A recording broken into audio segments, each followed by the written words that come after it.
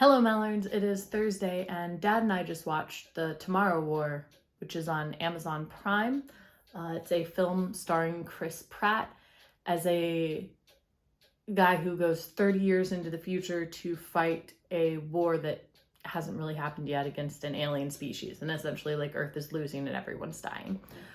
And I do enjoy watching Chris Pratt perform, despite the fact that I don't share a lot of his personal views. He's a pretty charismatic actor, and he's good for this role. He was a well-chosen person because he can pull off both the like funny, goofy and the I am actually a military guy pretty well, which is an interesting dichotomy. It's also something that I feel like balances in a lot of his characters.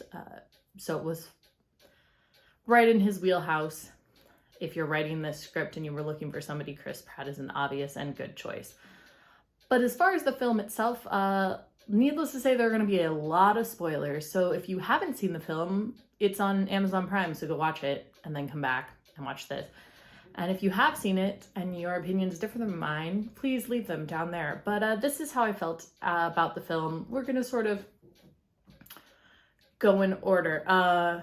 Well, no, we're not really gonna. A film where you meet your older, smarter, way cooler, totally awesome daughter who has serious issues with you. I've seen that. Interstellar. Half the world, more than half the world, 90% of the world saw that because Interstellar was a huge thing and everybody watched it. Did we understand it? No, but we definitely knew that he met his older, cooler, smarter daughter who was very young the last time he saw her. So, you know, been there, done that, saw it. Did appreciate both versions of Dan's daughter in this, though. I thought that the young girl was super cute and clearly very intelligent, and her all grown up as a soldier was fun, and the moments that they had together are some of the best parts of the whole film because the character-focused bits are really good, and their dynamic was interesting and fun. Mostly because, as I said, like, Chris Pratt is really good at that mixture of like being goofy and also being a serious military guy and spitting out science babble. He does that very well too. So the moments there and then the moments with him and the rest of the quote unquote soldiers were good, but I'd seen that before. Let's see, where you send a bunch of people, most of who are untrained civilians, to fight aliens that seem extremely difficult to kill with weapons that are completely, well, not completely, but like 98% incapable of actually slaying them. That sounds a lot like Starship Troopers, which is a film I also love, but wow. The aliens don't look the same at all. Like, the visuals are very different. These guys look like the White Martians from the CW Supergirl series. If they also had tentacles with, I've forgotten the creature from Stranger Things, but if they also had tentacles from, with the faces of the creature from Stranger Things, that would be sort of what you're looking at. But the way the troops were rolled out and sort of the way that they dressed them, and also just the facing an unending wave after wave after wave of these clearly not necessarily very intelligent creatures that are just bent on murdering you over and over and over. Felt very Starship Troopers, although Starship Troopers has a very different turn with the end of the war than this film does. And then, let's see, what else was I thinking of? Oh, yeah, a war that is fought in the future with people from the past. And Night Vale has been doing that for years. The Blood Space War, that whole thing is that they recruit people from the past to fight a war in the future. Also, someplace else against aliens, so like they're taken into space, which lends it slightly differently than you having to fight on Earth, but it's still a war happening at another time that recruits people from the past and sometimes sends veterans back to the past after they've fought in the future, which is exactly what happened in this, except that the tour in this film is only 7 days. And in Night Vale, it's, well, questionable. People very, very, very rarely return from the Blood Space War in Nightville. But still, I've seen it before. Let's see. The alien race has been here for 1,000 years and was just frozen. I couldn't pinpoint a main media that I've seen that in before, but I definitely wrote a story like that when I was 13, and I had to have gotten the idea somewhere. So it probably exists. Also, a female of the species that is way more difficult to kill than any of the males of the species, is way larger, breeds at an uncontrollable rate, and can scream in such a way that it makes all of the men, brings all of the milk, brings all the boys to the yard. Also seems familiar, like if you've seen an Aliens film. Just gonna throw that out there. So the content of the story, also ending with a group of people going into the spaceship and just blowing them up, a la Independence Day. Just a small group after an all-out war. Also something I've seen before. And I'm not necessarily harping on that because I understand that people recycle bits, and obviously those bits being put together that way hasn't necessarily happened, but I found the story overall pretty predictable. I had figured out that the aliens were buried underground and had been there for a while, way before anybody in that film had figured it out. And little things like that. There are also some things in this that I feel like are weirdly put out there but untouched, and things that I don't think are necessary. So they make the creatures so mindless that when you realize that they had to have come from space, and then you see a spaceship at the end, you're like, this doesn't make any sense. These guys don't seem the type to build spaceships. And then there are just some shots of a slightly different looking alien, although it's hard to tell because they're frozen and therefore are very white. And maybe their faces are different, but like, I don't see the other ones standing still hardly ever, except for that one female, so I'm not really sure. But supposedly a different type of aliens who brought these aliens as planet-destroying weapons, maybe. Or maybe just because they breed them, or maybe as prisoners and they were we don't know, because that happens in the last 4 minutes before we blow the whole spaceship up, and no one cares at that point to elaborate, which is why I don't understand why we couldn't have just found a nest of them down there, not like an alien spaceship crash, just like creatures that lived in the, I mean, I don't know. I just didn't need a secondary species. Unless you're trying to make a sequel where that secondary species like tries again, because they also say that they crash landed on Earth. So Earth wasn't their original target. So they ended up on Earth accidentally. So they were fighting somebody else. Maybe that seems like a lot to bring in when you're about to wrap the film up with explosions, but go for it, I guess. The other thing that they touch on is that there's a Sabbath every 7 days. So these aliens fight for 6 days, and then on the 7th day, they're quiet. They just like disappear underground and everybody can breathe for 24 hours. I have a problem with that on several points. One, because it's just never addressed. It's something that's mentioned, but no one has bothered to research why they disappear for a whole 24 hours. Where do they go for this 24 hours? What are they doing? Is this when they're breeding? And if this is when they're breeding, why aren't we killing them right then? Because that seems like the obvious time. Every horror villain knows that like when people are doing it is when they should die. I learned that from horror films my entire life. So like, I don't understand why people are missing that. And if it's not because they're breeding, then what are they doing? And why haven't we figured it out? And also, why would an alien species like adapt to our sense of days? Like, every 7 days they disappear for 20, like that doesn't make any sense. Their days have to be different unless their planet was the same exact distance from their sun and only had one sun and like rotated at the same speed as ours, then maybe they would have a similar, concept of time, assuming they had a concept of time at all, but like, why have they adapted to our schedule and made it every 7 days and they actually go try it for 24 hours? I'm not saying you have to answer this question. I just would like to know if somebody thought about it at all. Those are the main holes that I had. Now we can skip over the parts that I feel like are derivative or things that don't make sense within the logic of the film. There are a lot of things that don't make sense within the logic of the world, but I'm completely willing to overlook the fact that these aliens can apparently swim like nobody's business. And I'm sort of willing, no, actually we have one more problem. That one more problem is you discovered a toxin that can destroy all of the males. A toxin that you had discovered apparently previous to when Chris Pratt's character Dan joined this whole adventure, which means that you could have been producing that toxin that wipes out all of the males. It apparently doesn't work on the female. She's able to fight it off. But if they have males and females, then it seems likely that they need both to reproduce. So if you killed all of the males, you would stand a much better chance while you worked on how to kill the female.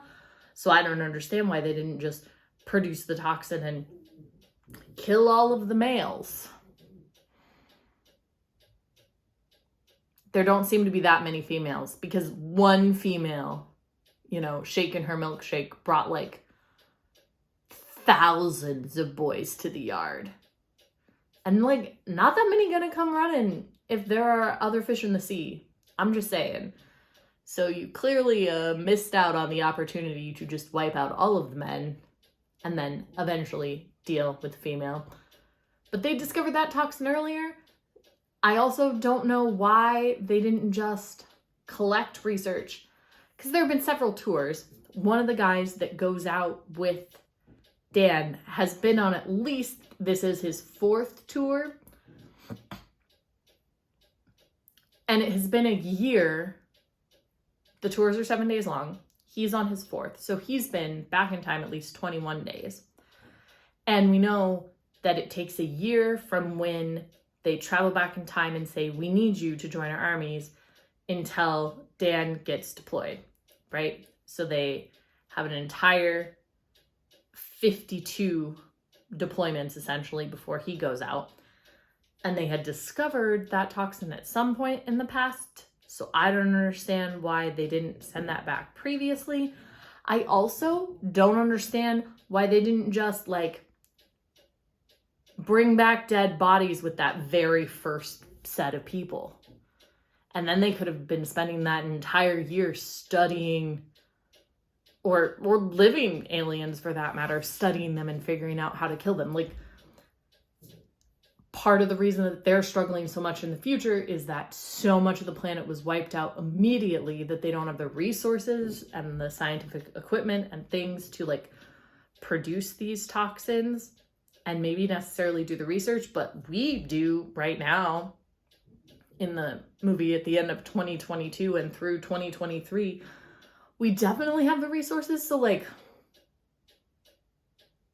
bring us back some blood, bring us back an alien. No one thought about that. I've seen how fast we turned around a vaccine for coronavirus. I'm pretty sure that we could create a toxin much faster. None of that has to be safe. You're trying to kill people. That goes way faster. All right, now I'm done harping on in-film logic. That bothers me. We can talk about things that I enjoyed. One thing that I did really enjoy about the film was the characters. Chris Pratt, as I said, was really fun as Dan Forrester. He plays that part really well. Yvonne Strahovski, who plays his daughter Muri when she's grown up, did a good job. She's got that tough exterior thing going on, and as I mentioned, the scenes between them were very enjoyable. J.K. Simmons also plays Dan's father, James, and he's not in the film very much. There's sort of a reconnection thing with his dad that sometimes I feel is really thrown in. I've watched a few films where I feel that's really thrown in, and this wasn't necessarily central to the plot, but I thought it was handled very well. I didn't feel like James was forced into the scenes. He was needed for the things he was needed for. I anticipated him being needed again. I thought that their reconnection worked out just fine, and I enjoyed the two of them together. Dan's wife, Emmy, who's played by Betty Gilpin, was fine. She didn't have a lot going on. Probably the least anything of anyone.